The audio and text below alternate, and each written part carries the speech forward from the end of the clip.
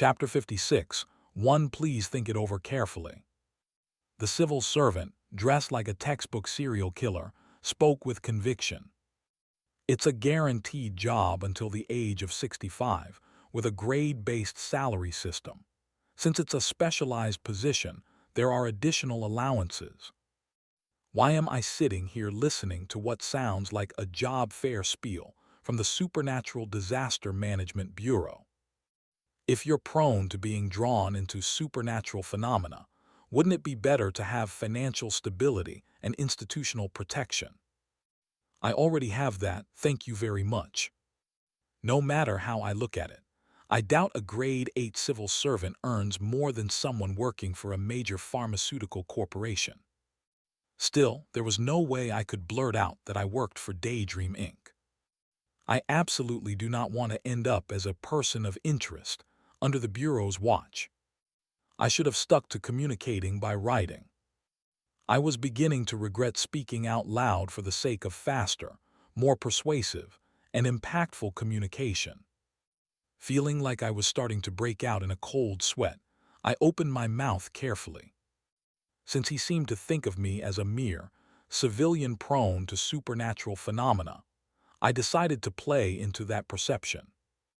This incident was truly terrifying, and I just wanted to do something about it. But I'm not someone capable of resolving supernatural phenomena. Being an agent, that's absolutely impossible. Then, the civil servant looked at me as if slightly dumbfounded. Why? You thought the caretaker of the lodge was the cause of this phenomenon, so you terminated the contract to prevent further incidents, correct? That's correct. Then you independently made a judgment to fully resolve this supernatural phenomenon, did you not? That's an innate talent. No, it's only because of the Nwiki. I'm sorry, but I really can't, sir. To be honest, I only did all of this because of the friend who came with me here. Please just drop it. Besides, I'm not skilled enough to fight or have any special abilities to warrant becoming an agent. Special abilities. The corners of the civil servant's mouth lifted slightly. Those can be learned. You'll be taught in detail after you're appointed. Heck, what makes you so confident about this? You possess a small silver badge shaped like a shield, don't you? That's the reason. Aw, crap. Sharp, aren't you? I had considered this possibility, but still feigned being more startled than I actually was. How did you? That is a piece of persuasion equipment used by the Disaster Management Bureau. I heard it was once distributed to citizens who performed great deeds, but this is my first time seeing someone able to use it. It can only be used by good people, making it something of a certification tool. And then he gave me a knowing look.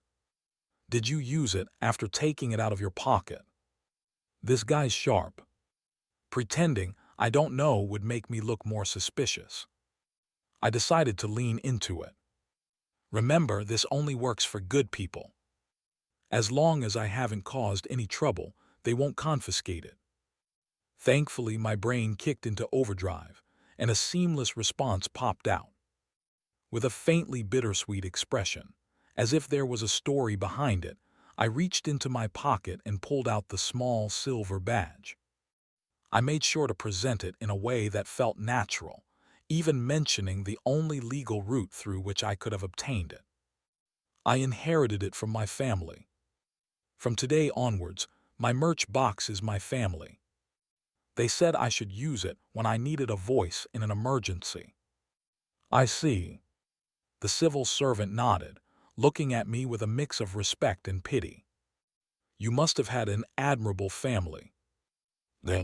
Are you misunderstanding that they're watching over me from the heavens? Well, technically, that's not entirely wrong. I tried not to think about the black merch box floating in the sky and continued speaking. They told me not to volunteer for dangerous tasks, and I want to keep that promise as much as possible. That was indeed something my parents said when they tried to dissuade me from entering the financial sector, and it's true I didn't exactly volunteer for this job either. Not a lie, not a lie. Understood.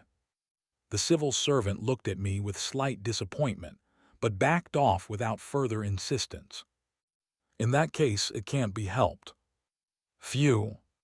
And thus, the nerve-wracking job fair came to an end, with an unexpected bonus. If you ever face concerns or issues, feel free to contact me. As I was leaving the lodge, the civil servant handed me a contact number. This time, though, it was presented in a different format. Ryu Yiquan, 10XXXXXXXX. This is my work number. Oh, the one I just gave you will be more useful than the previous card. The previous one might involve delays in dispatching a response team, and there's no telling which type of agent might show up. In short, it was a get out of a creepypasta-free card.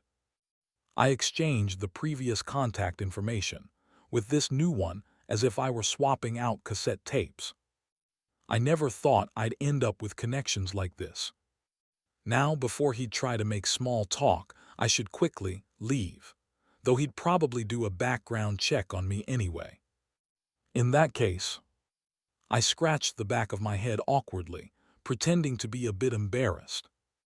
Actually, with our transactions through the salmon market, I was so scared I resorted to written communication. But next time we meet, I'd like to talk like this with our voices. Of course. And could my identity be kept confidential? It's just that it makes me uncomfortable and well scared. The civil servant was silent for a moment. If you leave things as they are now, that should be possible. He'll let it slide. Nice. Does that mean he'll leave me as an anonymous figure? Perfect, this left room for future dealings. Next time, I'll raise less suspicion and sell more food. Take care on your way down. You too, agent. I shook hands with the civil servant, who then rode off on a bicycle. Even his final attempt at persuasion, as we parted, was brushed off quite smoothly. Honestly, sir, I'm at my limit with situations like this. Even now, I feel like I'm barely hanging on. It would be too much for me. And I truly meant it. Beeksahian, stop giving me that creepy, glaring look. The civil servant, apparently just making a polite gesture, nodded and rode off without hesitation. Along with their parting advice to leave before the Bureau's cleanup team arrived, a life-saving piece of wisdom. Time to scram. I left the lodge, now bereft of the landslide debris and bus stop as if by magic, and began walking down the mountain trail. Only then did the tension begin to lift. Over the past few days, sacrificing your sleep and pouring your efforts into creating that artistic final shot, this brawn knows how hard you worked. Well done. Yeah, it was grotesque, terrifying, and utterly exhausting. To think he got sent into such a ghost story alone, this is why I'm not cut out for the Bureau.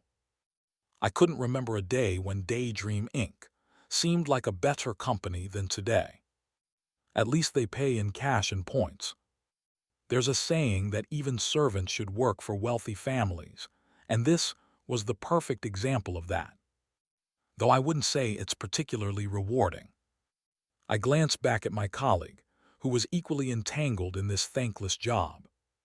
Let's just get out of here, this cursed lodge. Fuck, I got caught up in this nonsense that doesn't even pay in either points or cash. There's something you need to say before we go. Beeksahian clamped his mouth shut.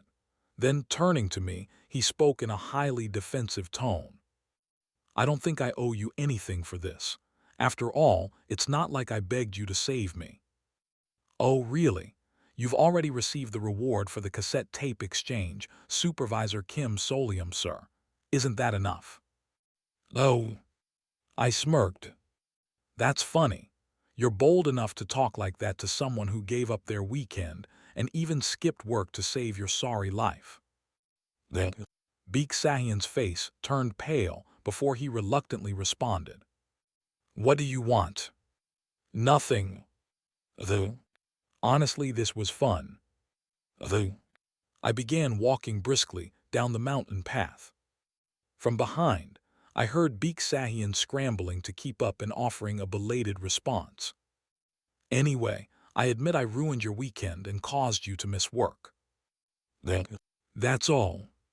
Though, I'll transfer 3 days' worth of salary to you, so just wait. Sure. But shortly after, as we entered an area with cell service and our data started working, Beak Sahian let out a shout. The date's exactly the same. Of course it is. Don't you know it's a rule that time flows differently in ghost stories? Still, I spent 3 whole days here. In the end, I got my salary, while Beak Sahian, wearing a mix of indignation, relief, and frustration on his face, quickly avoided eye contact and retreated. Haha, regardless of this situation, he seems like the type to live a rough life. You're not wrong. Honestly, there was something I should have said earlier. I didn't expect him to go the entire time without even thanking me. What a remarkable guy in so many ways. Though compared to how he was he seemed a bit less ruthless and slightly more human, for what it's worth. Earlier, when the civil servant encountered this guy in the basement, he gave me some rather chilling advice after a brief, cold glance at him. Some inherit the silver heart, while others inherit a cassette tape like that. Matching them well would be a good thing to do. Yes, thank you, sir. Well then, the government had ensured that the cassette tapes ended up in the hands of criminals, people whose guilt was beyond doubt. Which means, this guy was officially recognized as a criminal by the government. Even if I tried to think the best of him, at least one person in Beak Sahian's inheritance route had to be a criminal. It was just something lying around at home. I inherited it from a relative. A relative? I suppose there might be a story behind it.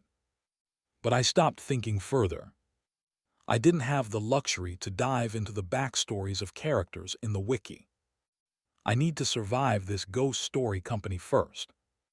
And before long, this cursed company was back to doing what it does best, bringing bizarre and unpredictable events into my life as if they were the norm. A few days later, Supervisor Kim. On my way back from a coffee run, someone familiar called out to me in the hallway. It was Lee Byungjin, the section chief in charge of manual revisions who had gone missing. Congratulations. I knew our supervisor Kim would go far. We've only known each other for less than 2 months, sir. Top of the entry class, scouted to the A squad, saved me and even connected to the security team. And now, a rapid promotion. Yeah, that's great. Thank you. It didn't feel great, but I replied politely anyway. However, instead of wrapping up the conversation and leaving, Section Chief Lee Byungjin lowered his voice and muttered, Director Ho has got an eye on you. The director is the best superior you could ever have in this company. Don't miss the opportunity. Opportunity. There's even a rumor that the director runs an external confidential project team. You might get transferred there. Haha, you don't know what you're saying, sir. In the world of ghost stories, anything labeled confidential cuts your survival odds in half. Instead of saying that, I politely shook my head. I've been here less than 6 months. I'm not seeking out something like that. I'll just do my best in the position I've been given. Modest too. I knew I had a good eye for people, haha. I was just grateful he conveniently forgot his overbearing attitude from when I was pretending to be part of the security team. People are truly products of their environment. Section Chief Lee patted my shoulder a few times, looking proud, and left with these parting words. Anyway, I'm curious where you'll end up really. That sounded oddly loaded.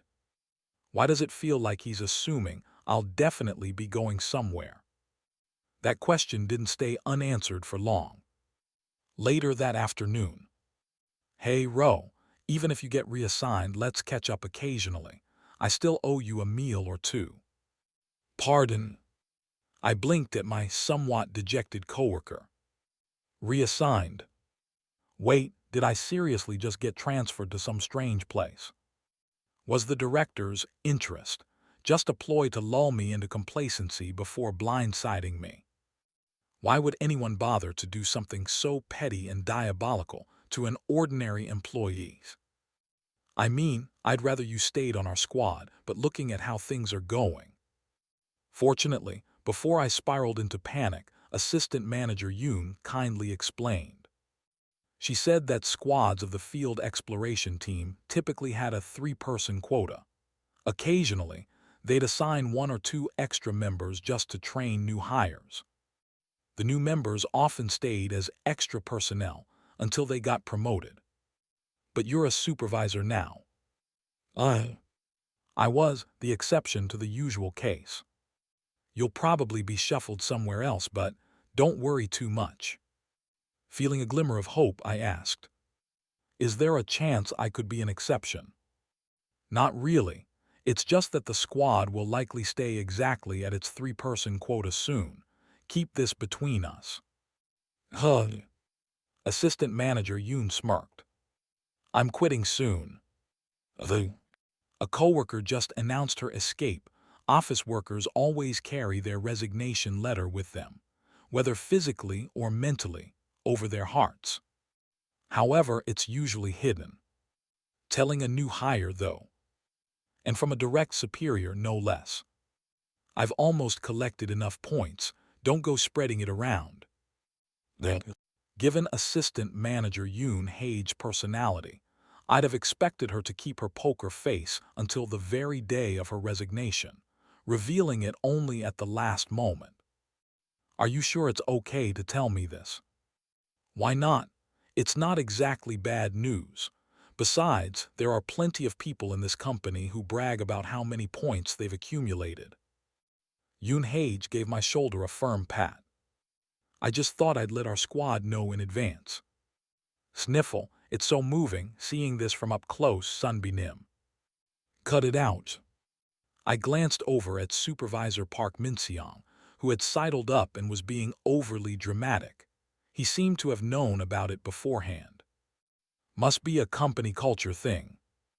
After all, this is a job where people risk everything, spinning the chamber of a Russian roulette revolver against their temples in hopes of fulfilling a seemingly impossible, desperate wish. It made sense that there wasn't much point in hiding the desire to escape. Still, it was a shame to see such a considerate direct superior leave. But for her, this was great news, so congratulations were in order. There was just one thing I didn't understand. Assistant Manager. Yeah. Does that mean you've gathered all 500,000 points? What 500,000? Yoon Hage looked startled before her expression relaxed, and she chuckled knowingly. Oh, did you think I was aiming for a wish ticket? Isn't that the norm? Finding someone who isn't would probably be harder around here. Well, when I first joined, that was my goal too. But after looking around, I realized there are other ways. I see.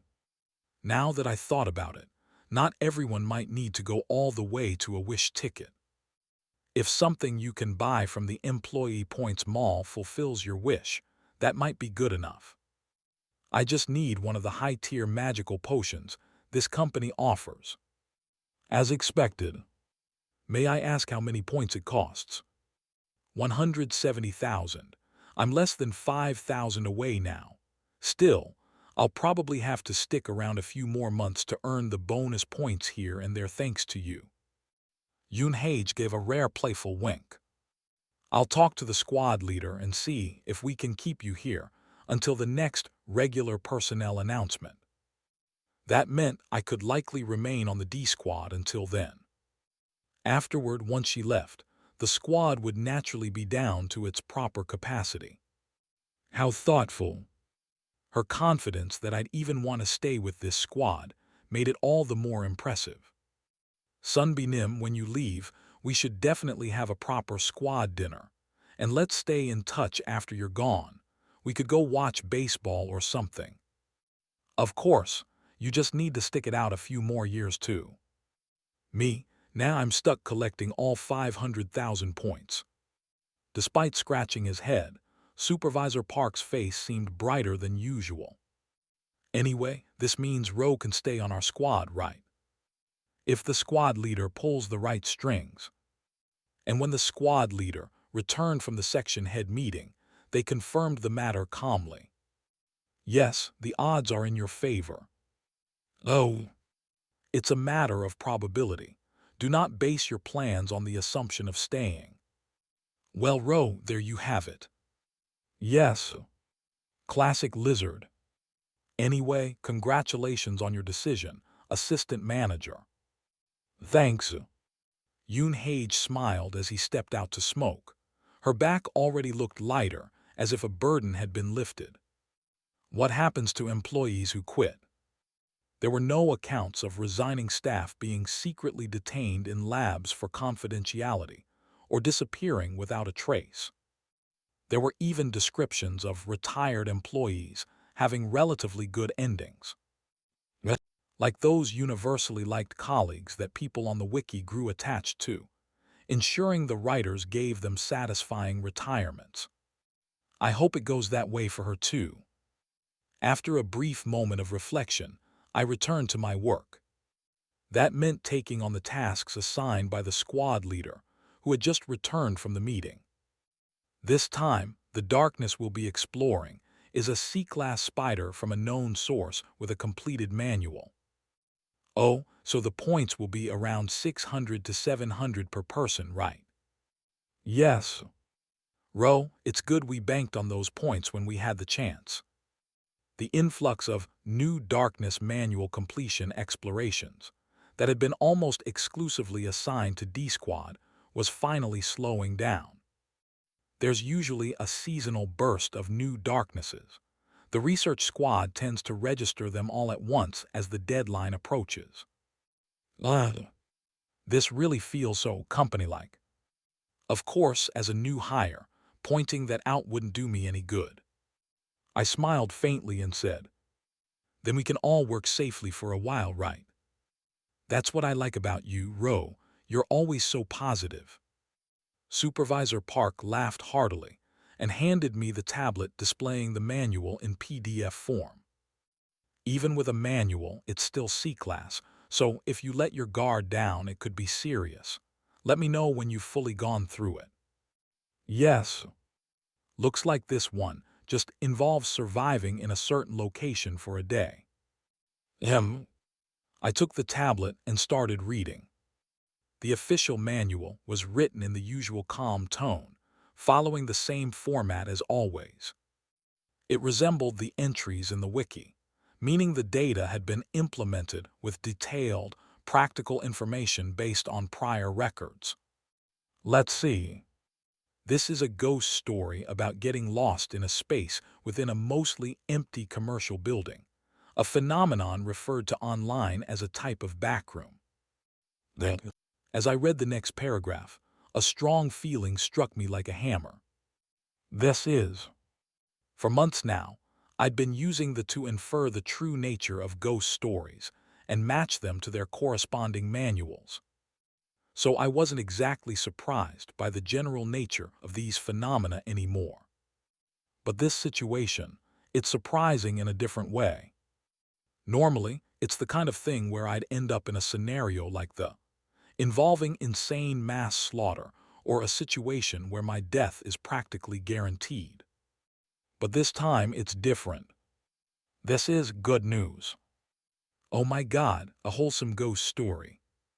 If fear were measured on a scale, this one would probably be a 0. Even the most faint-hearted could breeze through it after knowing the spoilers. Then why was it rated C-class? Because Daydream Inc. misclassified the grade due to a misunderstanding. This story was meant to bring joy. It was one of those misunderstood ghost stories, seemingly dangerous but actually warm and gentle. It was safe and friendly, but people's biases made it seem scary, leading to amusing misinterpretations. It's more like a magical experience than a ghost story. Naturally, there weren't many cases like this in the. My heart raced slightly. Was I really going to experience this? Wait a minute.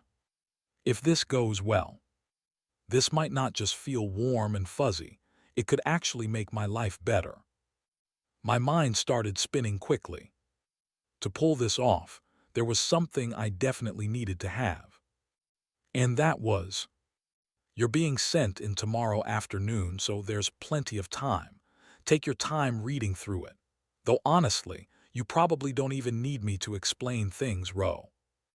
In that case, would it be okay if I stepped out for a bit during lunch tomorrow? Huh, well, I don't think either squad leader Lee or the assistant manager Yoon would mind, but why? If it's for a doctor's visit, we can give you extra time. Oh no, it's not that, I thought about my bank account and started counting. There's something I need to buy. To make the most of this wholesome ghost story, I needed to bring along something very expensive the next day after lunch. We traveled to the site in Assistant Manager Yoon's car, heading to the location where the darkness was contained. Got everything you wanted to bring? Yes. The expensive thing I had purchased during lunch was safely packed in my briefcase. From the driver's seat, the assistant manager checked. Ro, this is your first time entering an urban legend that takes place in a real location, rather than being kidnapped by touching some cursed item, isn't it? No. In fact, I just pretended to be a serial killer at a lodge full of dismembered corpses, nearly throwing up in the process. But let's not bring that up. Yes, it feels like my first real field assignment. Haha, you're still in your 20s, right, Ro? This must be your first job then. The atmosphere was warm as we traveled, exchanging some light-hearted conversation. Did you know? Our squad leader once broke the steering wheel 3 times while on duty. Now there's a rumor he won't sit in the driver's seat again unless it's a full-blown zombie apocalypse. Then maybe I shouldn't ask about that directly. Anyway, after about 40 minutes, the car smoothly arrived at its destination. Here we are. It was a tightly packed alley of commercial buildings in the suburbs of Seoul. Once bustling during a real estate boom, it had become eerily quiet and desolate due to new urban development drawing people away. An old new town, so to speak. Numerous vacant windows displayed real estate signs advertising properties for sale or rent. One of these buildings is the urban legend. If you enter during the golden hour on a sunny day, something strange happens. I see. Accompanied by my superiors, who helpfully summarized the manual's details, I approached the designated commercial building. Civilians are blocked from entering this place. It seems like some kind of security team equipment is being used, but it recognizes our badges and lets us through. Be careful once we're inside. Supervisor Park lowered his voice and whispered seriously. There are quite a few disturbing records, so stay vigilant. Are you referring to something like this? Exploration Record 12. One of the staff members deployed, employee Jung Sejong, discovered an operational shop at room 404, next to the emergency exit on the 4th floor.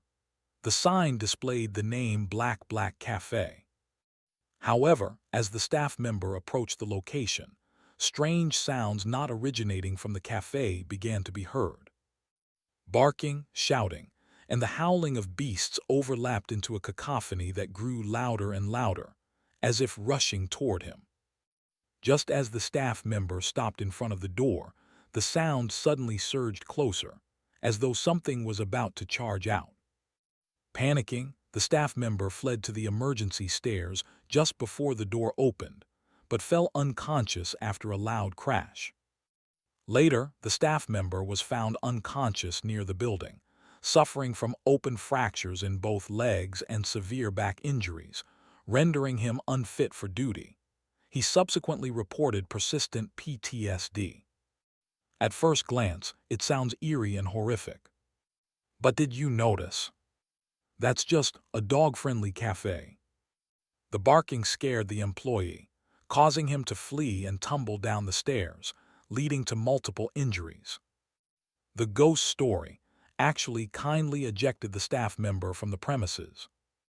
This darkness is just a space where the old shops continue to operate normally. That's as weird as it gets. It's the kind of story where overzealous explorers, misinterpreting everything as sinister, end up creating problems for themselves, eliciting a wry chuckle from observers. And here I am, standing next to people who are eagerly giving me advice as if it's all serious. Let's be cautious. There are records of this space-harming entrance. No, there aren't. Especially, don't lose consciousness. That usually results in severe injuries. Even if someone passes out or gets hurt badly, the space politely ejects them after a while.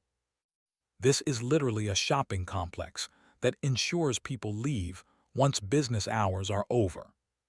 Still, I refrained from explaining. I didn't want someone to think, oh, this ghost story induces psychological contamination, and spiral into more exaggerated misunderstandings. Instead, I simply nodded when they suggested splitting up to cover more ground efficiently while staying in contact. Are you sure you'll be okay, Ro?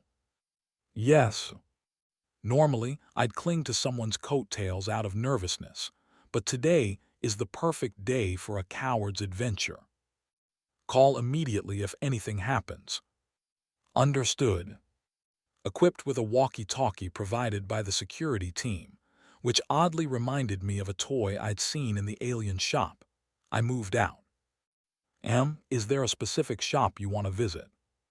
It seems a few are still operational. That's the thing.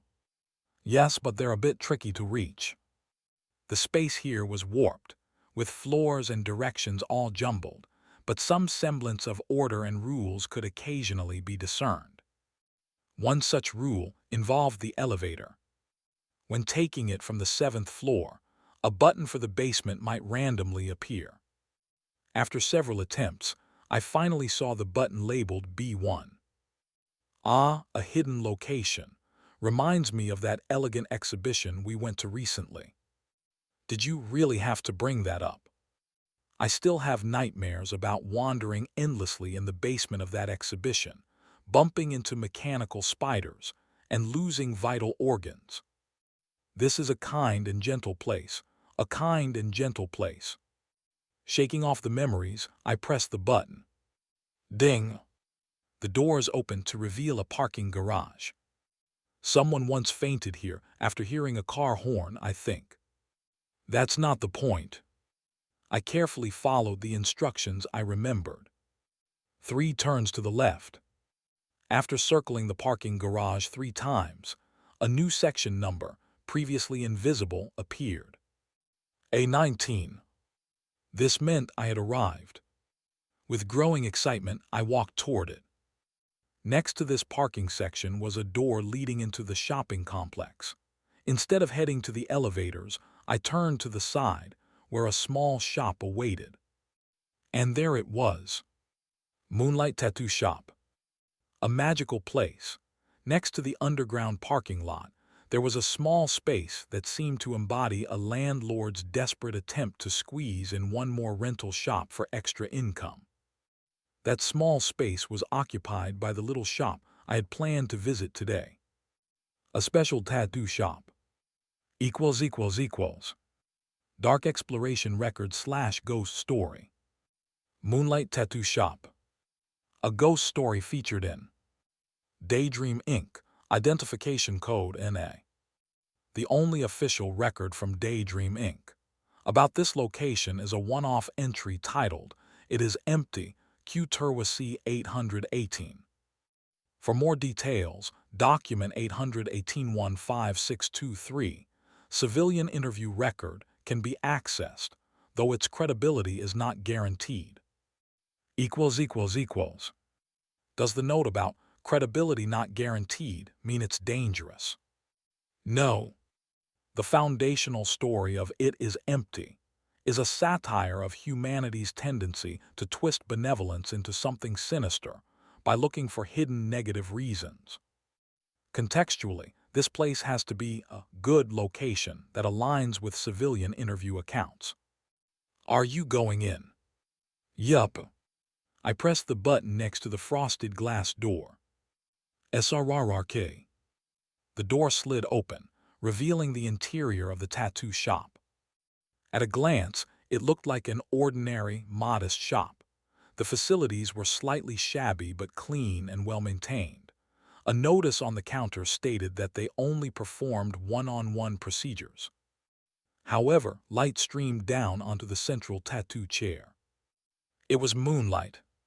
Curiously, the ceiling above the chair featured a transparent LED panel that allowed the moon to be visible, creating artificial moonlight that poured down in a focused beam. Just as described. Is anyone here? When I called out, the shop owner emerged from behind the counter. It was a woman with dense Korean script tattoos on her neck, wearing a sleeveless shirt. Her tied-back curly hair and confident demeanor immediately evoked the impression of a skilled technician or artist. I'd like to have a tattoo consultation. Is that possible? Nod. Could you let me know the price range? The tattooist pointed at the wall behind the counter with a somewhat unassuming expression. We only accept payments in kind.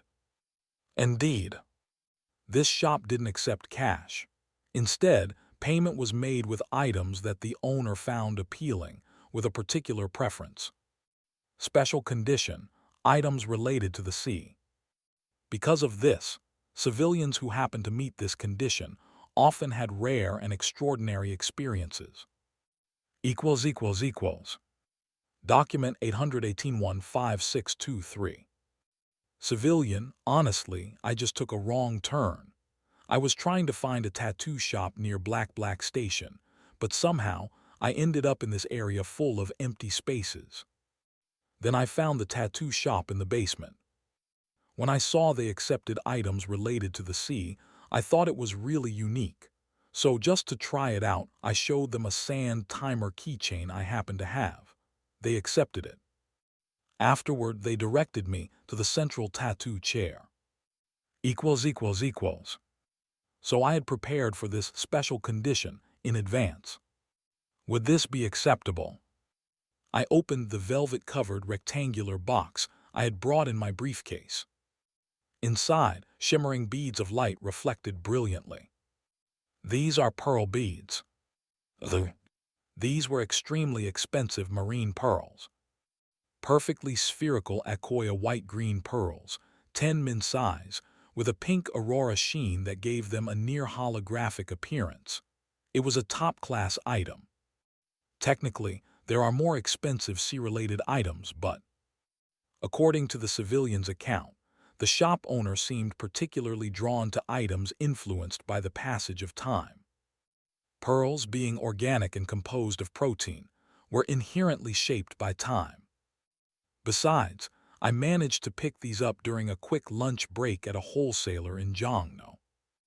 I had even excluded South Sea pearls, which were less affected by time, in favor of these Akoya pearls. How about this? Nod. The reaction was overwhelmingly positive. The tattooist stared in awe at the gleaming pearls before carefully accepting the box I offered. For a brief moment, joy flickered in her otherwise modest eyes. What could she possibly use them for? I had no idea. In any case, after organizing the box with incredible speed behind the counter, the tattooist politely gestured for me to proceed to the central chair, bathed in moonlight. Thank you. The tattooist soon brought over a large lemon drink and a thick booklet. So far, everything was as described in the accounts. They brought me a lemon drink and a booklet, which seemed like a collection of tattoo designs. One was labeled Basic Design 3. I chose a tiny dolphin silhouette the size of a fingernail and got it done. During the process, they told me to close my eyes, and strangely, I felt no pain. I glanced at the cover of the booklet.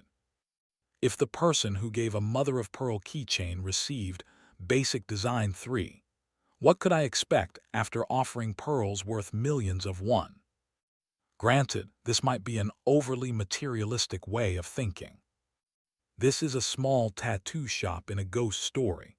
A mystical shop owner might not respond to material offerings. Royal Special Premium 1, customizable. Well, that worked. Thank you. Money wins once again. Anyway, the designs here seem to reflect what my offering could earn me. Ahem. I turned the pages of the booklet. Designs included constellations drawn with water droplets, a fusion of polar bear claws and Inuit patterns, and a wistful pastel-toned seascape at sunset. The collection was stunning. If I'd come here for the express purpose of getting a meaningful tattoo, I'd be poring over these designs with awe. But that wasn't my primary concern. The tattoo disappears the next day anyway. To be more precise, it would feel like you had dreamed it. You clearly got a tattoo, but it would be completely gone the next morning. But do you know what's stranger? The tattoo received here is absorbed into the person. I suddenly became great at swimming in the ocean, just like the dolphin I had tattooed. In other words, these tattoos grant special abilities based on the design. I can't miss this opportunity. There must be hundreds of ghost stories that grant people talents or powers. But very few do so in such a gentle and harmless way. In a world of ghost stories where you must sell your body, soul, or at least your conscience to gain anything, Moonlight Tattoo Shop was truly a rare beacon of light. I need to pick something worthwhile. I flipped through the pages with determination, deducing the abilities that each design might offer. Mr. Roe Deer, I'd like to take a closer look too. Ah, right. Braun might be able to glean more from this than I could. Carefully, I pulled the doll out of my pocket and placed it before the booklet. Oh, the artist's aesthetic sense is quite good. Let me think, him. The tattooist suddenly stared at Braun with sparkling eyes. Then, before I could stop them, she picked up Braun. A W-8. Complimentary service. Careful, please handle me gently. My body is filled with cotton, so I can't move very mmmmhm. The tattooist placed Braun into a small basin they'd brought over, expertly applied aromatic oils, and started massaging the doll's fabric with practiced hands. Is this a spa treatment? Hoo-woo, the fatigue from filming is melting away. The plush doll sounded like an exhausted celebrity, enjoying a high-end treatment. It was truly a surreal sight, one I'd never encountered in any ghost story. Was this heartwarming? Let's just pick a design. After the tattooist handed back a gleaming, revitalized Braun, I thanked her politely and returned to flipping through the booklet with vigor. Unfortunately, none of the designs had clear indications of their abilities. There was only a curious abundance of sea-related motifs. If that's the case, do you have any recommendations? How about asking outright? Are there any designs related to courage or boldness, symbols of fearlessness? Yes, this was what I needed most. To escape being a coward. As tempting as the other abilities were, my most fundamental and powerful special ability was my knowledge from That information was my greatest asset. But to use it effectively, I needed a rational mindset capable of sound judgment. I can't keep living with a heart that feels like it might stop from sheer panic. How many times had I almost died because of this cowardly heart? This is probably my one and only chance to visit Moonlight Tattoo Shop. It made sense to address my most urgent need first. Asking directly wasn't something covered in the records, so I was a little nervous. But the tattooist readily flipped through the booklet and pointed to a design. The design was tomato. Yes, it was a tree bearing tomatoes. The design depicted dynamic branches, leaves, and fruit, drawn with bold, rustic strokes that resembled the marks of a well-worn pen nib. It was melancholic, rough, and poetic. The only color in the design was the bright red of the fruit, the tomatoes. How does this relate to courage? Honestly, I didn't understand, but since the tattooist communicated exclusively through the designs in the booklet, I couldn't get a detailed explanation. Still, it was a recommendation from the professional, so I figured it must be significant. All right, I'll take this one. The tattooist nodded happily and retrieved the booklet. Oh, the placement will be here. I rolled up my left sleeve. If I was getting it, I thought I'd place it near an existing tattoo anyway. Suddenly, the tattooist's expression shifted, and they stood up from their seat. What's going on? They quickly pointed to a notice on the wall. Tattoo services may be refused for specific reasons. Then they pointed directly at my arm. No way. Zocius. Chinese letter, Chinese letter. You can see these markings. The tattooist nodded, looking at me as if it were the most obvious question in the world. Of course she would see them. She's part of a ghost story too. But that wasn't the issue right now. Are these markings the reason I can't get a new tattoo? Nod. Does that mean I also can't get one on my other arm or back? Nod. So, there's no way for me to get a new tattoo right now. NOD. Damn it. I didn't even choose to have these markings in the first place. Isn't there any other way? I really want this. I let my shoulders slump, feigning disappointment. The tattooist seemed taken aback and started contemplating something. After a moment, she pulled something out from behind the counter. A promotional pamphlet. The tattooist flipped through it quickly and pointed to a specific line on the page. Cover-ups available. Transform your old tattoos into something new. The Moonlight Tattoo Shop's cover-ups don't conceal the original tattoo. Instead, they amplify its charm. Retain its full meaning while discovering a new beauty. Wait a minute. Does this mean they're offering to enhance my existing tattoos? Not bad. The theme park mascot and lodge caretaker tattoos were a bit much anyway. You should consider a more artistic choice. A nightjar, a constellation, the 8 trigrams. There are plenty of beautiful designs. It's better to cover them up with something stylish. I glanced down at my arm. Zocius. Chinese letter, Chinese letter. I can have either of these enhanced. The tattooist nodded. So I can only get one new tattoo, but cover-ups are considered exceptions, allowing either to be enhanced. Still, I instinctively felt that choosing only one would yield better results. This shop clearly offers higher quality tattoos based on what you give. Dividing the value between two might dilute the outcome. Then I deliberated. And then, please enhance this one. I pointed at one of the tattoos on my arm. The tattoos that ghost stories left on me were all text-based. One was in Latin. Zocius. This was inscribed when the membership granted by the Blue Dragon mascot at the theme park burned away.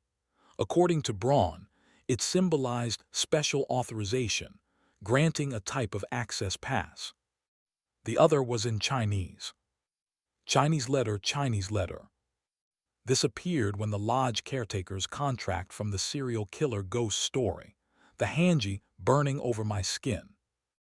However, because I lacked the qualifications, it was nothing more than a symbol with no real function.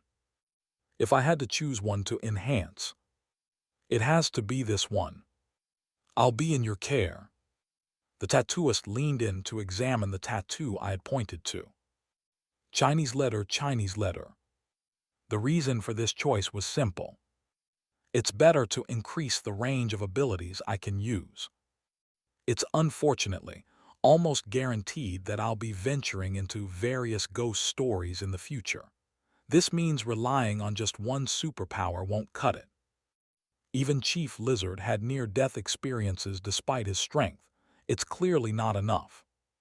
It's better to have a variety of abilities for different scenarios. Strengthening a single ability halfway wouldn't be as effective. It's more practical to make use of an unused tattoo. With Moonlight Tattoo Shop, I didn't have to worry about stepping on a landmine. The shop was extremely benevolent, so it didn't grant harmful powers. I could trust that the lodge caretaker wouldn't suddenly appear to strangle me. Moreover, I glanced at the Latin tattoo. Good child. Thinking back to the emotional bond I seemed to have formed with that mascot, covering up this tattoo felt wrong. That's a warning sign. As a dedicated reader of my instincts told me to avoid tampering with something that carried emotional resonance. It's finally starting. And so I made my choice, and the tattooist began her work. When she tried to show me several design options, I stopped her. Oh, please just proceed with what you think works best. If I wanted the best results, I had to trust the professional. I smiled brightly. I trust in your skill, tattooist Nim. The tattooist's eyes gleamed momentarily before they confidently gestured for me to lie back on the chair. She also handed Braun to me to hold tightly. Does she think I'm a stress relief toy? What an amusing yet rude misunderstanding. But I felt no pain. The tattooist donned intricate steampunk-style goggles and began operating an enormous tattoo machine. Are tattoo machines normally that big? It looked as large as a surgical device, and for a moment I was taken aback. Then moonlight poured into the machine. The lead light from the ceiling flowed into the machine and concentrated at its tip. The needle glowed like a jewel as it approached my arm, and following the instructions, I closed my eyes. Then, a strange sensation spread through my left arm. It wasn't pain, tickling, or even pressure. It felt as if old grime was being peeled away, my skin rearranging itself and fitting together perfectly. A refreshing, soothing sensation. Tab tab. It was over. The light faded, and following the tattooist's gesture, I opened my eyes. My God!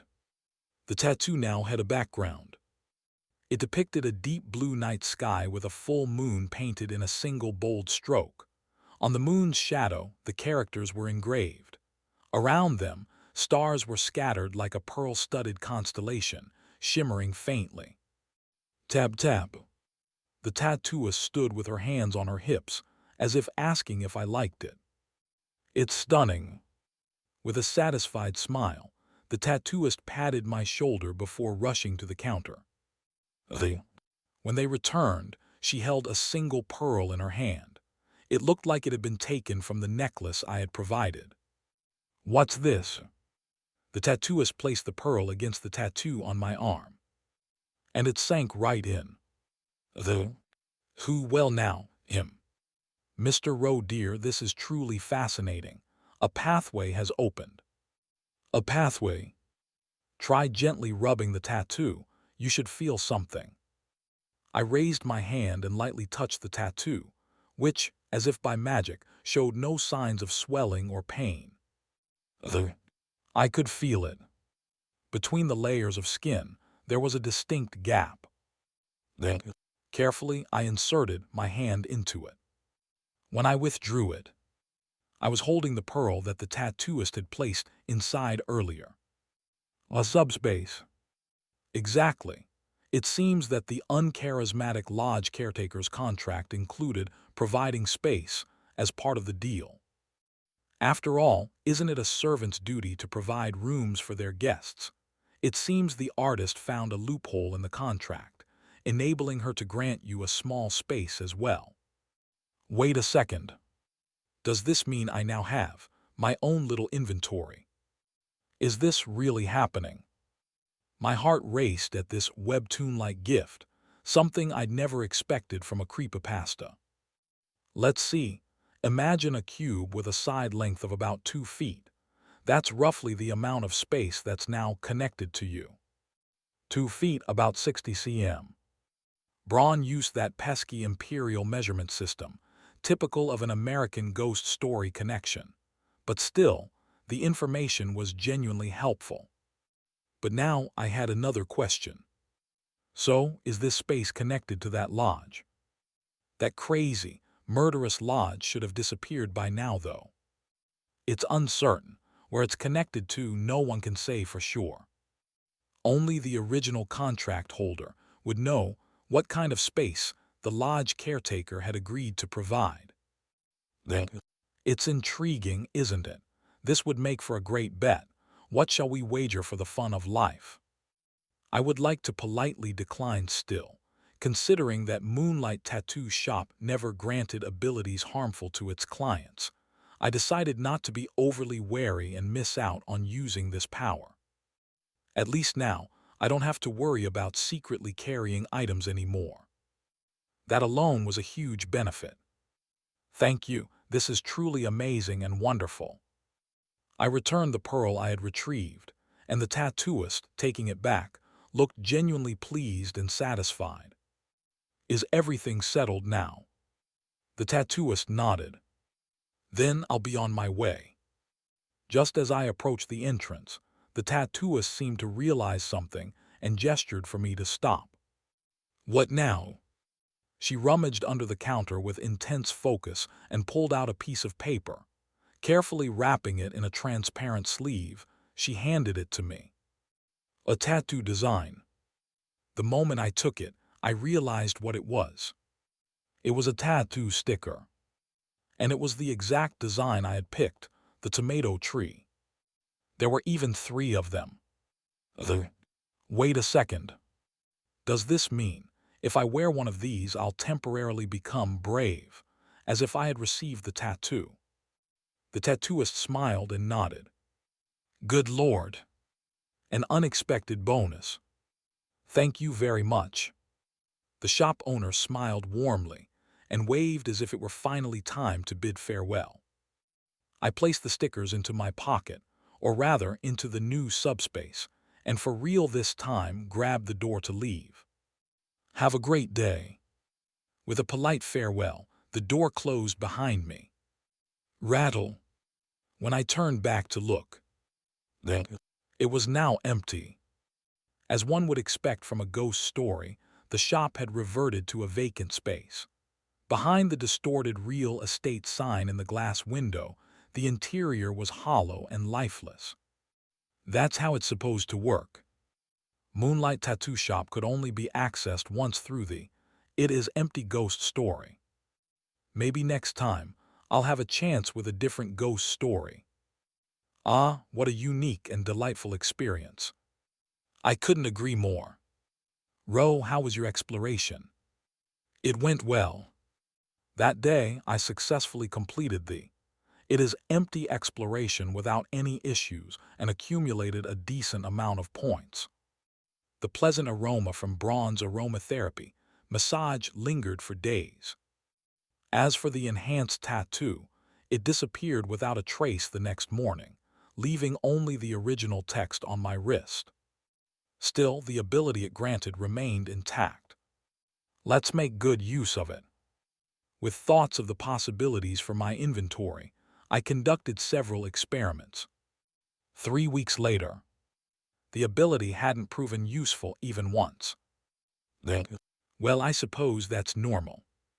When entering ghost stories with manuals, the company usually provided all the necessary items, so there's no real need to smuggle anything in. Additionally, deployments to ghost stories without manuals had significantly decreased. Even the alien shop doesn't have anything particularly portable or worthwhile to go wild over. Ultimately, the ability had been relegated to a mere convenience for carrying existing items more easily. I did discover that it seems to be vacuum sealed, so food doesn't spoil in there.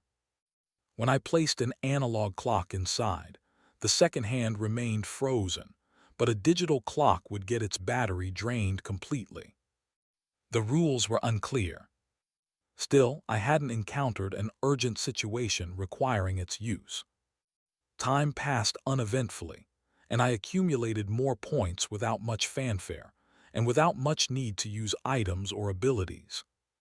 Still, it's a good thing to have. 3 weeks until the regular personnel announcement. Hua.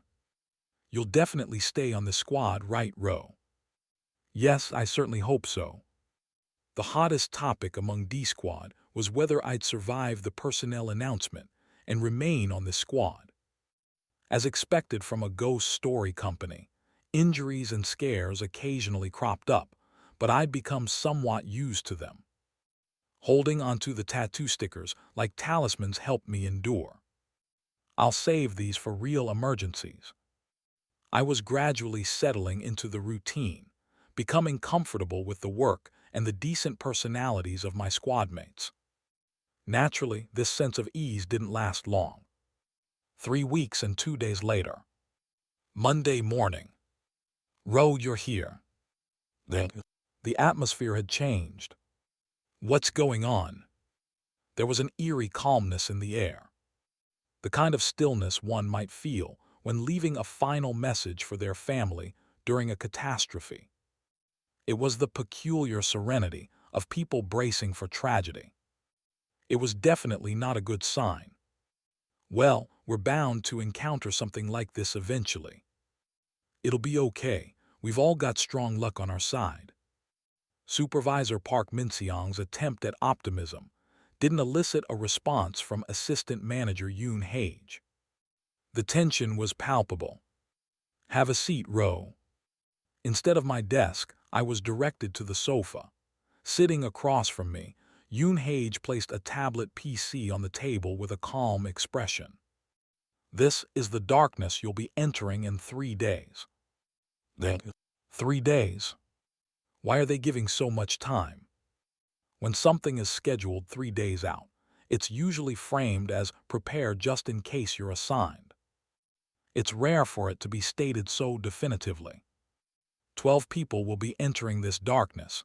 It's rated B class. Don't be too alarmed. The survival rate is absurdly high. Plus, the additional points are generous, 2,000 points per person. Yoon Hage's expression briefly shifted to one of bitter amusement, as if saying, "You sharp little devil." And there's a problem. Finding a darkness without issues would be faster, but this one's unique. Unique how? The simplest way to put it, well. Yoon Hage crossed his arms. It's a luck-based death game.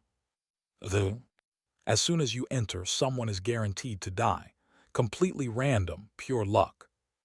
God damn, the fear of possibly dying. Perhaps that's the essence of ghost stories. Recently, I even experienced a government-managed disaster where someone had to die for the scenario to be theoretically cleared. So I've grown quite accustomed to the idea that people usually die in ghost stories. I've even become a bit desensitized to it. After all, I've managed to squeeze through the needle's eye and survive. Let's figure out an escape route first, no matter how impossible it seems. This had become my default mindset over the past few months. But now, initially, everyone disappeared. Only one headless corpse ever came back. But after a few repetitions, someone lucky enough managed to survive and return. Based on their testimony, we pieced together the manual. This was the standard process for completing a high-level exploration manual. But there was one thing we could never change. That was, someone always dies. The mechanism behind who gets chosen. There isn't one. No logic, no pattern. It's completely random. It's happened 37 times so far, and no matter what gear or items are brought in, it doesn't make any difference. And since the designation happens the moment you enter, there's no time to prepare or respond. This situation was absurd. Literally a game of chance, where I had a 1 in 12 chance of instant death. Including the rest of the squad, the odds were 1 in 3, absolutely ludicrous. Someone would just die. You might think, why not send someone expendable instead of a competent person like me? I didn't, ma'am. Really, because I sure did. But we don't have a choice. This damned urban legend demands a challenger with a sharp mind to allow for a clear scenario resolution. In other words, we couldn't just throw away a sacrificial pawn. Assistant Manager Yoon Hage smirked faintly. An 8.3% death rate in a B-class darkness is actually quite reasonable. It was true. Think about the exhibition ghost story. That one didn't even have a manual, making it far worse. Even when manuals are complete, fatalities weren't uncommon. But still, the idea of being trapped in that probability, it feels wrong, so unfair. It wasn't unusual to feel that way. The difference between dying without a chance to fight back and dying after at least trying is significant. The former feels like slaughter, the latter a challenge. Does giving us 3 days mean it's to help us mentally prepare? Most likely. After 3 days, your mind cools down and you start to think rationally and optimistically. Surely I won't be the 1 in 12, that kind of thought process. Ro, this must be your first time facing a darkness like this, right? Yes. Go grab a coffee, get me one too while you're at it. Taking the hint that I could take my time, I accepted Assistant Manager Yoon Hage's card and headed out. The coffee errand was probably just an excuse for some mental health management. This is driving me nuts. Now I was leaning back on a cafe sofa, an Americano in front of me. Fear? I wouldn't say that's the issue. I haven't not been scared since arriving here, so that's nothing new. What I felt was unease. Information doesn't matter in this situation. Maybe it's because I realized how much I've relied on having clearer conditions than most employees. It left me with a strange sense of self-reproach and an overwhelming sense of danger. Should I just quit? Wouldn't it be better to leave now and figure out another path? Investigating ghost stories, independently using thee as a guide. Ah, friend, why not consider a career in show business? Excuse me. Oh, absolutely. There's always a spot for you in my world, my friend. Isn't that what friends are for? Ha ha ha. I almost fell off the sofa. Hard pass. That snapped me out of it. What a shame. Yes, in this world, there are plenty of fates worse than death. And investigating alone, only an idiot would forget they're a coward and make such a foolish choice. Quitting over a 1/12 chance of death would be stupid. But doing nothing about it would be equally idiotic. So are you going in? Yes. First, I needed to learn more about this ghost story. I returned to the office with the takeout coffees for the squad and began thoroughly reading the tablet PC. And, it really was random. The ghost story matched what I already knew from but the problem was that everything I had read was already documented in the manual. There's no new information. I didn't know anything that others didn't. No gaps to exploit. Even in the description blatantly stated, random upon entry. There were no exceptions or suspicious loopholes. It wasn't treated as particularly significant, probably because deaths in ghost stories were common enough to feel unremarkable. And then, For this deployment, squad leaders are excluded. Only those ranked assistant manager or below will enter.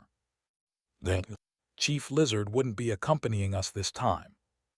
This was to prevent priority confusion among staff if a squad leader were designated as the sacrifice due to their higher rank. None from the round-off team or the elite squads would be included either. Last time they went in, it caused a huge mess. Apparently, during one deployment, an elite squad member from the A, B, or C squads had been designated as the sacrifice. Their desperate attempts to avoid death ended up causing unnecessary casualties, taking down several other employees with them. I didn't regret not being placed on the A squad, but this company was as consistent as ever. Thank you for letting me know. Don't mention it. Assistant Manager Yoon seemed caught somewhere between resignation and irritation, finding solace in a cigarette as Supervisor Park joined him for a smoke break. Did you see the roster? The employees going in too?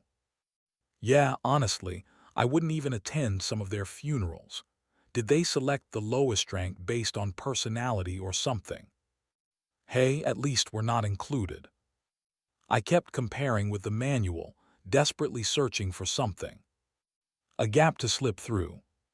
A small loophole in the rules. And then, unexpectedly, that afternoon, a potential way to bypass the rules appeared. Though it came in a slightly different form. Supervisor Kim. Section Chief. Section Chief Lee Byung-jin had come to find me. As the manual revisions officer, he wouldn't have come all this way just in passing. I heard, you're going into that insane Russian roulette ghost story, aren't you? Then, I had thought it before, but he truly had a knack for irritating people. But Section Chief Lee wasn't here just to make a fuss. After lowering his voice and ensuring no one else was around, he leaned in and spoke quietly. Why don't you talk to Director Ho about this? Apparently, the director's been impressed by your performance. Are you saying? I looked at him.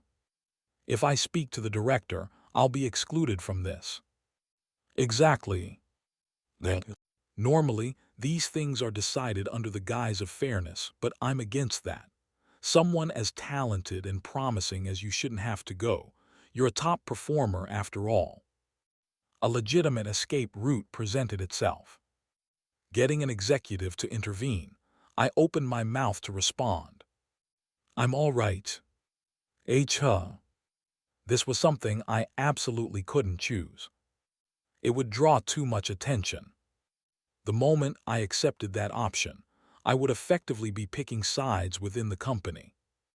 And in a ghost story company, even the executives were unlikely to be ordinary people. Aligning myself with someone in a desperate, survival-driven manner would be a terrible move, especially since this was a matter of life and death. The moment I'm excluded, rumors will spread like wildfire. Would they take it well? Not a chance. It would be seen as selfishness. In any community, earning recognition as a proper member requires sharing burdens. Trying to avoid that would get me completely ostracized. In the field exploration team, where members must constantly operate in squads of 3, actions like trying to exclude myself could wreak havoc on my workplace dynamics. Unless a director intervened to quietly pull me out and later claimed credit for saving me, that wasn't going to happen. The fact that this wasn't the case meant I wasn't important enough to be singled out like that. Or maybe they believe luck is a kind of skill. In other words, it's a trap. Even if it stung, the right move was to play it straight. I spoke as if I were a principled stickler for rules. Making an exception for me would be preferential treatment. The company must have reasons for assigning work this way, so I'll take responsibility and follow through. Ooh. Section Chief Lee Byung-jin stammered, but after asking, "Are you sure?" several times, he finally relented and left. Honestly, I barely stopped myself from grabbing his pant leg and screaming, "Yes, please save me." Let's just call this character build reinforcement, because there's no other comfort to be had here. I watched him leave with a bitter smile and return to my desk. Let's review the manual again.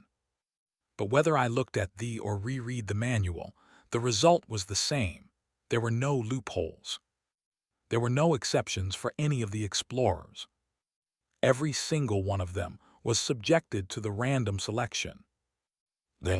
Wait, could this be a loophole? I couldn't be sure. It's just a possibility. But in this situation, it was worth trying any possibility, no matter how slim. Mr. Roe dear, have you thought of something entertaining? Not entertaining, but an idea nonetheless.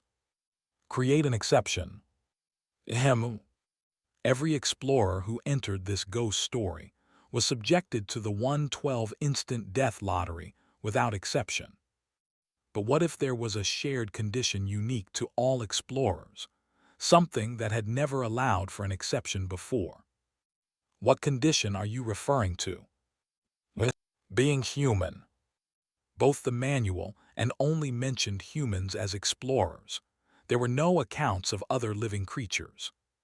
But in this world, humans weren't the only sentient beings. If we include animals and plants, the possibilities become endless. What if a non-human being could avoid the judgment?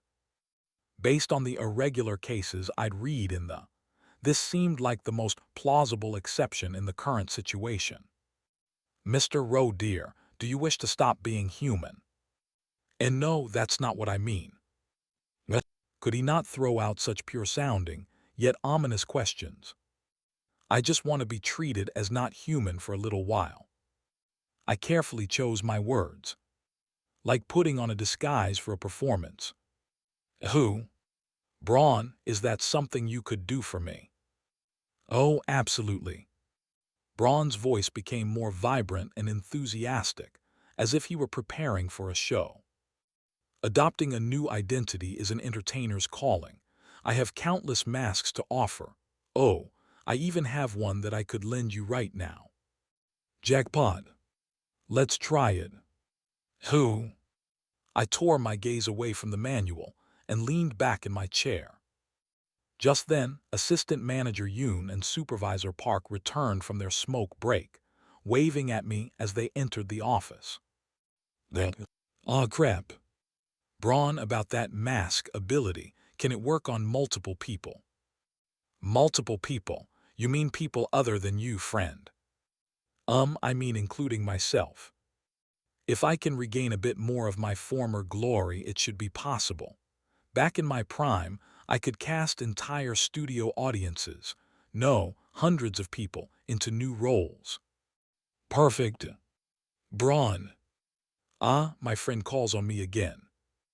I patted my pocket respectfully. Let's give you a bath. Mr. Roe dear, I appreciate the thought, but I'm not an occult-obsessed celebrity who would enjoy bathing in their friend's blood. I know. Even if he was a quiz show host notorious for blowing up contestants' heads, Braun, as my good friend, was certainly someone I could afford not to doubt. But there was no other way. Even if I somehow procured blood packs from a hospital, the freshness would degrade, reducing their efficiency. I couldn't use someone else's blood, and bringing in a creature from a ghost story like last time wasn't an option. The leftover ginseng wouldn't work either, since whatever made it sentient has already dissipated. That left the obvious choice. My own blood. I stared into the small, elegant, checkered bathtub.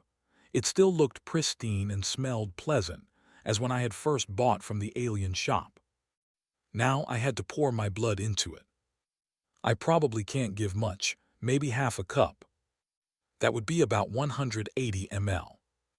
Half a cup, a bit tight, but for the small, cotton-filled body I inhabit, it should suffice as a bath additive. Diluted, of course. No, this isn't right. Are you sure about this?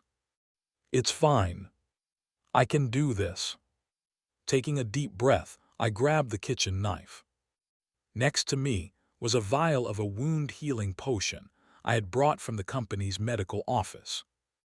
Who? I pricked the flesh of my arm with the upper part of the knife. Good heavens! Blood began to flow, a steady stream indicating I'd struck an artery. Remember, I'm scared of creepy situations, not blood itself. This isn't creepy. I repeated the phrase like a mantra over and over, trying to calm myself. Eventually, the promised amount of blood, half a cup, had dripped into the tub. That should be enough. But I didn't stop the bleeding. Mr. Roe dear. A bit more. It seems sufficient, friend. Just a bit more. Friend. Okay, that's enough. Done. I quickly used the company's healing potion to stop the bleeding. Its magical effects sealed the arterial wound beautifully. Though I felt a bit lightheaded from the blood loss, it wasn't a big issue. A recovery potion will fix that too. By the time I enter the ghost story in a couple of days, I'd be back to normal. What mattered now was the fragrant aroma wafting from the tub. Who? I leaned closer to inspect the tub, inhaling deeply as the pleasant scent tickled my nose. It seemed my blood had done its job successfully. I must have given about 500 ml. The mixture had transformed into a proper bath solution. It smells like wood. The scent reminded me uncomfortably of that cursed forest ghost story, but at least it wasn't unpleasant or strange. Nodding in satisfaction, I turned to Braun. You can get in now. How's the scent? Ah, it's delightful. Quite unique, like your unpredictably whimsical decisions, Mr. Roe dear. I smirked. Was that sarcasm? Because I bled more than planned. Sarcasm is a key trait of any successful talk show host, but I don't wield it indiscriminately. Thanks for your concern. I'll take care of my recovery. Don't worry, but I won't do this again. Now that's a wise declaration, friend. Is it? To be honest, I did this deliberately.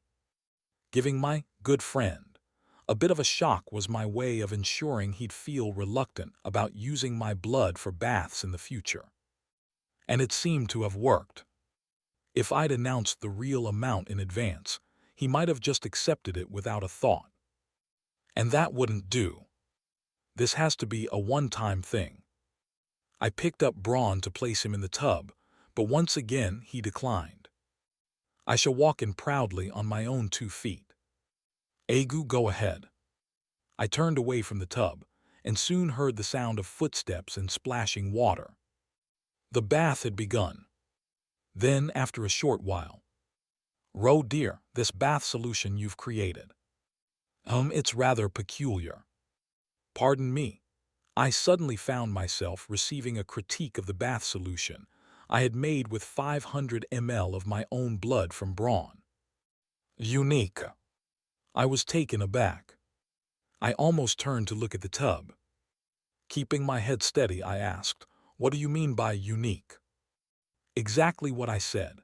Bath solutions come in various types, don't they? Salt, oil, bubble baths. Yours, Mr. Roe dear, is quite different from the ginseng, though there are similarities too. That ginseng came from a ghost story, and I'm a human being. Isn't it obvious that they'd be different? They are different, but why do you think there's a similarity between you and that ginseng, Mr. Roe dear? Oh, I see, now I understand. As I heard the sound of the smacking of lips as though tasting fine wine, Braun answered. Mr. Roe dear, your bath solution is a blend. Blend. In literal terms, it means mixed, a term often used in coffee or cocktails to describe combining ingredients for a new flavor. That's right. It seems to share some component with the ginseng, though in a different form. Could this be referring to ghost story contamination? I thought of the security team sergeant. the way his human form had ripped apart and twisted into a wolf-like creature. Was I also beginning to experience the contamination and encroachment of paranormal phenomena? Contamination, that's such an extreme and negative way to put it. Isn't life a process of change, mutual influence and transformation? That's where the fun lies. Damn it! Instinctively, I glanced down at my body. If there were any visible signs of ghostly influence, it would most likely be. Do you think the tattoos are the cause? Tracing the origins of what's already mixed is quite a challenge. There are connoisseurs who can guess a vineyard by tasting a drop of wine, but I've never liked that kind of pretentiousness, even as a talk show host. Anyway, there's no need to worry, Mr. Roe dear. You're not about to meet a new version of yourself next week or anything like that. Theoretically speaking, that seemed true. Living and working here inevitably means I'll experience some level of ghostly contamination. There was no point in panicking over it. After all, the stronger and more varied one's supernatural abilities become, the greater the risk of being consumed by them. Balancing that risk was essential. Though I don't think I've reached a point where I need to worry about balance yet. Still, it was something I'd have to manage in the future. Luckily, one of the facilities I now had access to as a supervisor specialized in monitoring such changes. I'll visit that place after safely surviving this ghost story. There's also something particularly unique about your bath solution. Oh, it's all dissolved now. Braun let out a long, satisfied sigh as if he had been trying to analyze the bath solution further. I thoroughly enjoyed it. At least one of us enjoyed it. That was a relief. The bathtub glimmered with neon lights, flickering briefly as though flipping through TV channels. Braun lounged against the tub's wall, his plush body radiating a lively energy. Shall we step out now? I walked over and lifted Braun out of the tub.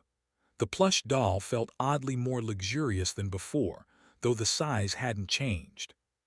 Still, Braun's voice sounded sharper, more articulate, more vibrant. I covered the plush doll with a towel, shielding him from view, and asked, "Feeling reinvigorated?" Beyond words. It feels like returning to my prime, when I was most active. While it wasn't as dramatic a transformation as when I used the contaminated ginseng, Braun had clearly rejuvenated. And when I pulled back the towel covering him, I noticed something I hadn't seen before. The tag. There was a small scrap of fabric at the back of his neck, where it looked like a tag had once been attached. So there was originally a complete tag here. It seemed to be a remnant recovered during his rejuvenation. Interesting. I made a mental note of it. I feel wonderful. That's good to hear. After drying off the plush doll, I placed him neatly on a towel-covered table. The preparations were complete. I have a favor to ask. I had a feeling that was coming. After all, how could I refuse a friend who had just prepared a bath for me? You're probably about to ask if I can lend my mask to more people, aren't you? That's right. With Braun rejuvenated, he could now wield more powerful abilities. Excellent. How many people are we talking about? 2. 2 days later. Following instructions in the company's notice, I headed to a different location for work. It was an abandoned private kindergarten building, already populated with company personnel. "You're already here," I greeted respectfully. "Roe, you're early." Standing near the poorly cleaned entrance of the kindergarten, I soon saw my squadmates arrive. Let's hope it's one of those guys who bites it, not us. Please, just this once. Thanks for whispering, though honestly, I don't think anyone would have cared even if you hadn't. Everyone wore the same anxious expression anyway. Roe, do you see that guy over there with the rabbit's foot? It's supposed to be a lucky charm. Does it work? You think, last expedition, Someone wore something similar and still got sent to the afterlife in one hit. Then, yeah, assistant manager Yoon's right. They say none of those items work here. The selection is fair and unavoidable. I glanced at Supervisor Park, who, though pale, was trying to force a smile. He looked as if he had braced himself but was still deeply nervous. Supervisor. Yeah. Would the company have any issues if I tried something similar, to avoid being picked as the sacrifice? Preparing some countermeasures to dodge it. Something like that. Supervisor Park laughed and patted me on the back. Oh, Ro, of course not. Everyone does it. I'd bet my paycheck that everyone here has spent the last 3 days trying every trick in the book to weasel out of this. Bold words, Assistant Manager Yoon. Yoon Hage smirked faintly. How do you think they figured out none of it works? Plenty of people tried and still ended up as the sacrifice. Then, why, Ro, are you planning to try something too? Yes. After a moment of hesitation, I pulled Braun out of my pocket. The keychain you carry around. My lucky friend. Would it be all right if I shared this friend's abilities with you too? It'll be our little secret. Both of them gave tired, skeptical smiles but nodded. Well, thanks, I guess. Here's hoping it actually brings some luck. Okay. That should keep any rumors from surfacing later. Who? Now let's get ready. They're about to start. I looked at the old grandfather clock, hanging in the entrance like everyone else. Tick. The second hand past 8:59:56 a.m. You're now entering the studio. If you see cameras, don't worry, think of them as starlight. Stay relaxed. Tick. 57 seconds. Oddly, I felt calm. A certainty about my identity. Oh, I see you're wearing your mask. Excellent. That mask is now who you are. Tick. 58 seconds. I raised my head. My horns felt itchy, like wood but not quite wood. Only I knew it was something else entirely, that it was black. And there are other animal friends, 2 of them. Tick. 59 seconds. I turned my head and saw a badger and a falcon, observing the surrounding humans. And then, it seems no one here is stronger than you. I know. I blinked, perceiving the heat signatures of the humans around me, flushed with tension. And then, tick, 9:00 a.m. The grandfather clock chimed loudly. Bong. I took in a sharp breath. The dilapidated kindergarten building transformed into a pristine, modern space. It smelled of fresh construction, like a newly completed facility awaiting its first use. And I was in a room filled with neatly arranged toys, standing alongside the falcon, or rather, assistant manager Yoon Hage. We had entered the ghost story. Then, I slowly looked down at my neck. Clean. I exhaled, letting the tension drain from my body. I made it. The strange thickness I'd felt across my entire body, the tactile sensation of horns, all of it gradually faded away.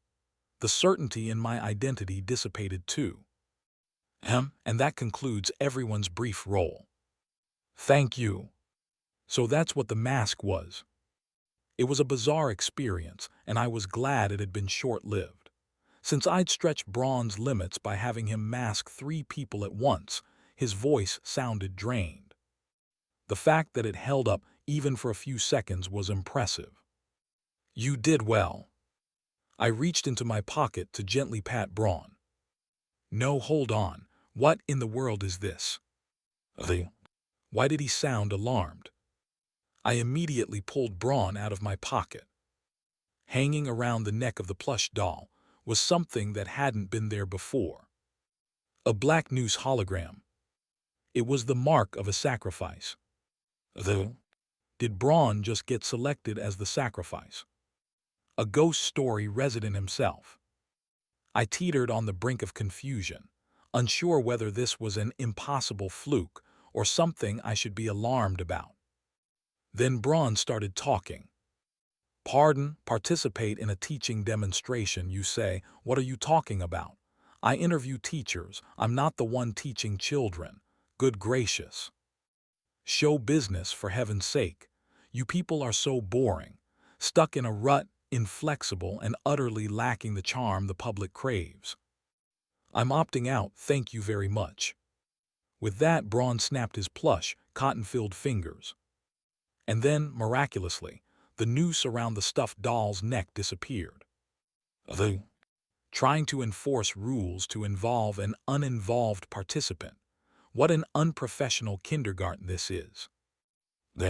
So the tactic of being recognized as non-human worked after all. It wasn't quite how I envisioned it, but the outcome was clear enough. Braun had been selected, but his participation in the ghost story was redirected to another participant because he refused to comply. Wait a second. Redirected. I quickly looked down at my neck. Still clean. Who did it pass to then? While it was a relief that it wasn't me, the idea of the ghost story transferring the noose to another target randomly because its first pick was declined. Was this how it worked? Row. I turned to Assistant Manager Yoon Hage, still processing what had just happened. Assistant Manager, just now, I think. Then. When I looked at her. Don't panic, take a deep breath slowly. She smiled at me. Now I'm going to ask you for a favor. If you think you can't do it, feel free to decline. Assistant Manager. I'd handle it myself if I could, but that's not an option. With a bitter smile, she lightly patted the noose, now firmly secured around her own neck. Because I'm already locked in. == Dark Exploration Record / Ghost Story. Hungry Hangman. A ghost story featured in Daydream Inc. Identification Code QTurwaB 191. Based on the word-guessing game, this darkness permits no exceptions to its rules. Participants are unable to escape their assigned role under any circumstances. The psychological tension and fear that arise within are a hallmark of this ghost story. The sacrificial hangman climbs the gallows as the other participants guess words related to them, ultimately resulting in their execution by hanging. There are no exceptions. == Should I say I'm glad I at least get some time to leave a will? Guess that's a small mercy. No, this can't happen. Wait, please just. It's fine. Assistant Manager, Yoon's smile shifted into a wry grin. Look, I'm going to die anyway. The real question is whether you all survive while I die, or everyone dies together. She's right. If the word puzzle isn't solved before the end of the game, all participants are executed, including the hangman. No exceptions. God damn it. All right, listen carefully. I have some automatic purchases queued in the Points Mall for when I die on the job. Then, just make sure Squad Leader Lee reviews them properly. The guy's surprisingly scatterbrained at times. It hit me then.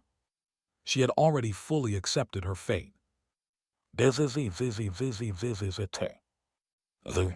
Stay sharp, it's starting now. In the corner of the playroom, an old-fashioned TV screen flickered to life.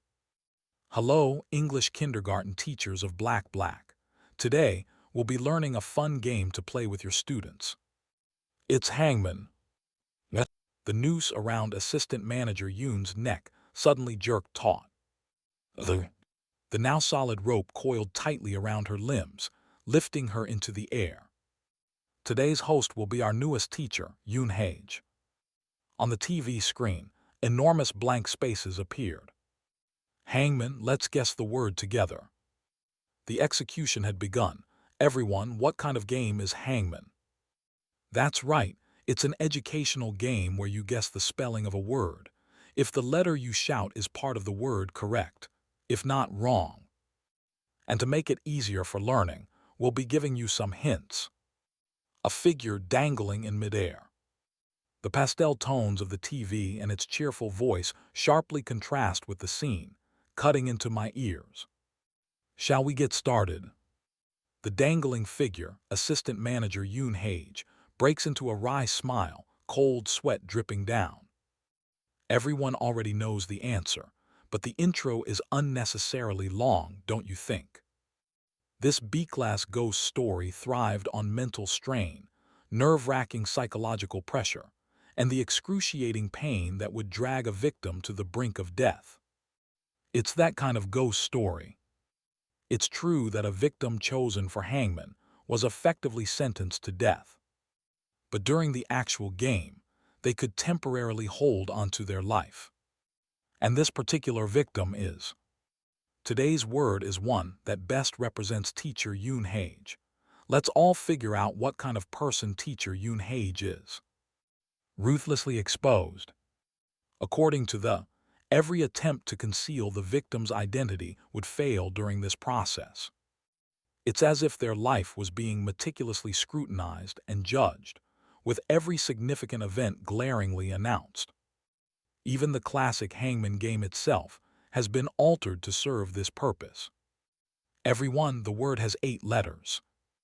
I looked up at the blank spaces displayed on the TV screen. If you correctly fill in all the blanks, it forms a single word. Normally, participants take turns guessing random letters, and the blanks are filled in as the guesses align with the word. That's how the word is deduced. But here, every letter is directly tied to the victim. Here's a hint for the 8th letter. What was teacher Yoon Hage's job 4 years ago? Like this. Guessing something related to the victim's personal history makes it easier. To make this process smoother, the victim's cooperation is necessary. You must persuade or threaten someone sentenced to death into talking. Then, cold sweat dripped down my chin. So right now, what am I even doing? A plush doll in my hands, an outdated TV, assistant manager Yoon Hage dangling in midair. What can I do? Run. I started moving my feet. Ro, where are you going? No time, I'll explain later. Are you looking for the gallows? Even if you destroy it, it won't change anything. You know that, right? You read the manual. You never know until you try. Just like in the quiz show, I'm calling Section Chief Lee Jae-hyun to the scene. So if I ask him to destroy the gallows this time too? Yeah, until it's restored, we'll have some time. Wait. There's no time. Sit down for a moment. Actually, I've got something I want to try at the very end. I'm not saying this lightly, so don't do anything conspicuous either. We can't afford to stack up unnecessary penalties. Penalties? You know what I'm talking about, right? I do. This ghost story was based on the oppressive fear that stemmed from being utterly trapped.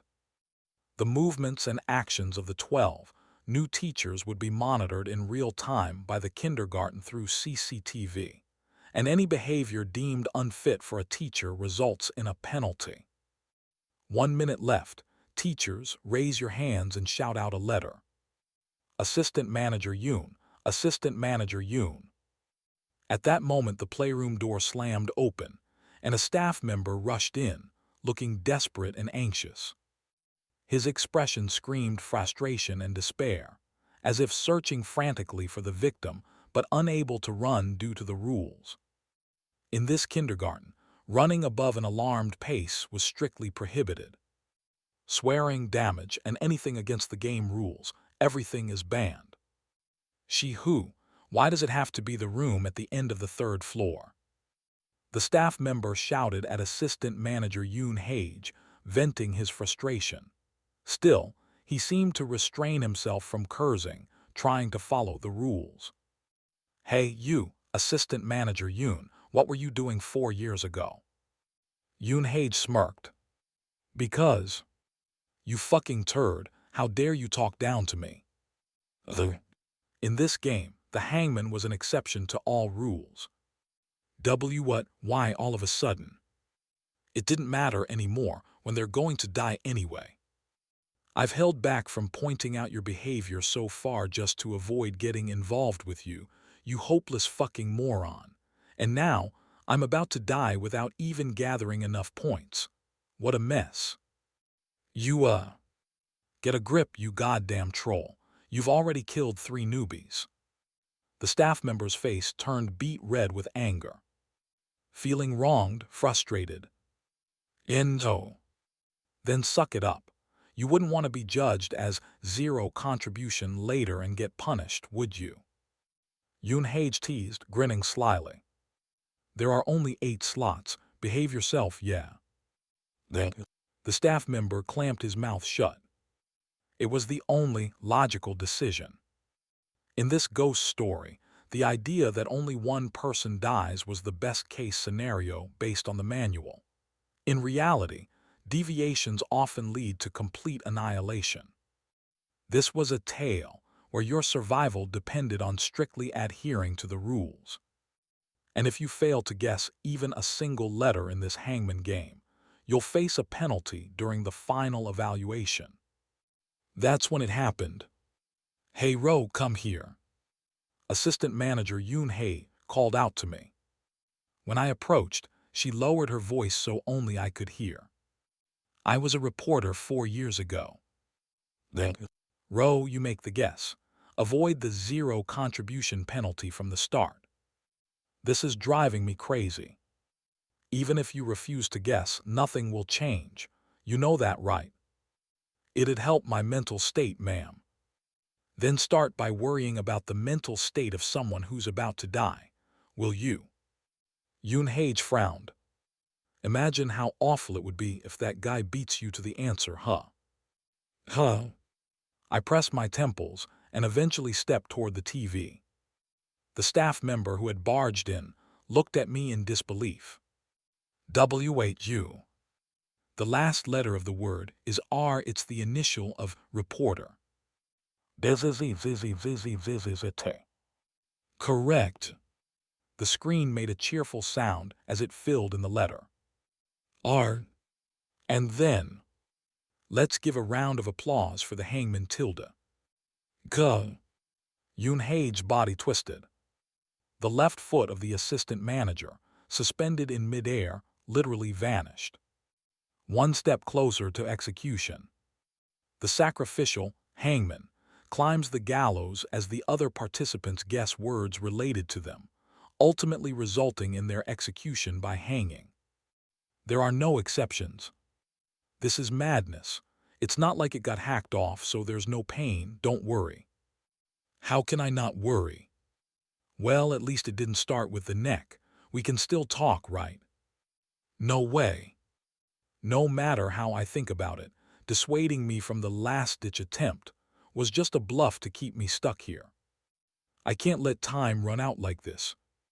Meanwhile, the TV continued. Here's a hint for the 5th letter.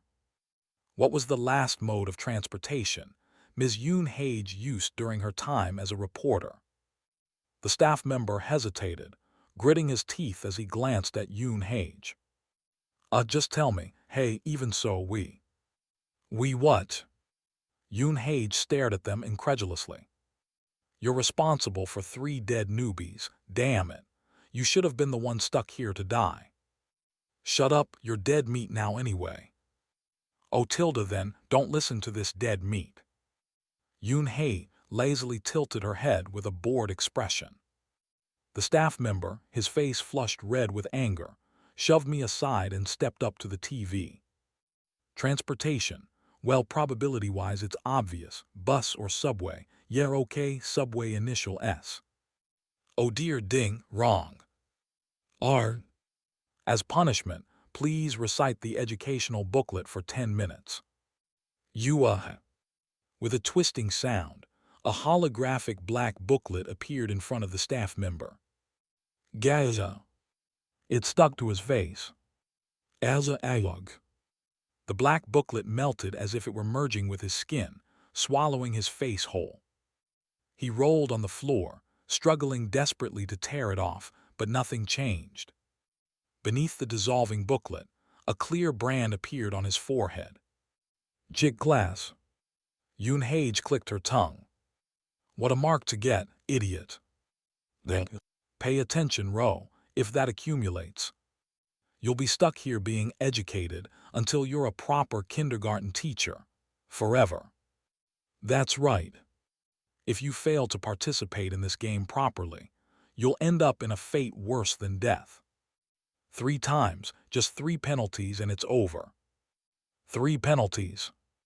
It's enough to contaminate someone to the point where they're no longer considered human. Like the security team. But this is even worse. Unlike the security team, if you're not rescued, you'll just disappear, trapped in this ghost story indefinitely. So don't do anything unnecessary. Then, if you screw up, you won't even be able to die. Cold sweat dripped down my back. I know. In this situation, as long as I follow the manual, I'll survive. I've even guessed 1 letter correctly, removing the penalty. So is there any reason to take a risk? If I try, the situation might just get worse. There are plenty of records in this ghost story of people who tried to save the hangman, only to end up contaminated and stuck here forever, endlessly educated as kindergarten teachers. There are no exceptions. Yeah, there's no way out. I know that too. There's no way out. No matter what, the game must be completed, and the hangman must die. That's how it works. This isn't some fun ghost story about bending the rules to escape. Its very nature is different. From the moment it was registered on the wiki, this was a theme that drove people insane because the rules couldn't be broken. This ghost story amplifies the fear of helplessness and suffocating adherence to rules, ultimately forcing you to desperately self-censor in accordance with those rules. Still, there was one faint variable I had witnessed. Braun, who had escaped the game by talking to this ghost story. But I lost that chance because I stood there dumbfounded, just watching him talk. I should have intervened. I should have done something, dragged out time, avoided the noose, and kept the conversation going. Braun had looked on in disbelief, horrified. Well, I'd rather not, talking more with these people, how boring. Mr. Roe dear, are you seriously saying I should have humored this outdated game and pretended to go along with the hanging? For me, your friend. Who? Braun, even I can't argue with you there. Wait a moment. When you declared your refusal to participate in this game, you knew someone else would be chosen as the hangman, didn't you? So, you knew there was a 1 in 12 chance I could die, and you didn't hesitate. So you didn't care if I ended up being hanged. No, that's not it. It's not like that. But this outdated game, even as a game, should be respected for its rules. Of course, I mean, my friend is more important. For the first time, Braun's voice wavered, filled with confusion. It seemed as though the role of being a good friend and the role of the narrator within the ghost story were clashing inside him. Let's not forget, this guy has the twisted mindset typical of a ghost story resident. But at the same time, he was a stuffed doll trying very hard to remain my friend. Right. I had to center myself. I might be a coward, but I shouldn't let myself be stupid. I explained as calmly as possible. I didn't mean to say that I thought you should have been hanged either. It's just I'm going crazy with anxiety. I just meant that I wish I had asked you to stick around a bit longer to gather more information before bailing. You seem to be able to communicate with this ghost story. That's true. Unfortunately for you, Mr. Roe dear, it seems they've decided to treat me as an outsider now, so no special interviews are being granted. Still, if that's your reasoning, I can certainly understand. Yeah. but faintly, I had a feeling we understood each other differently. Even as I thought that, I didn't have the mental bandwidth to dwell on it further. There's nothing.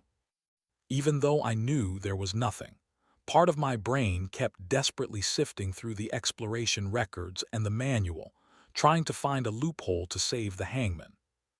But there was nothing. Of course there wasn't.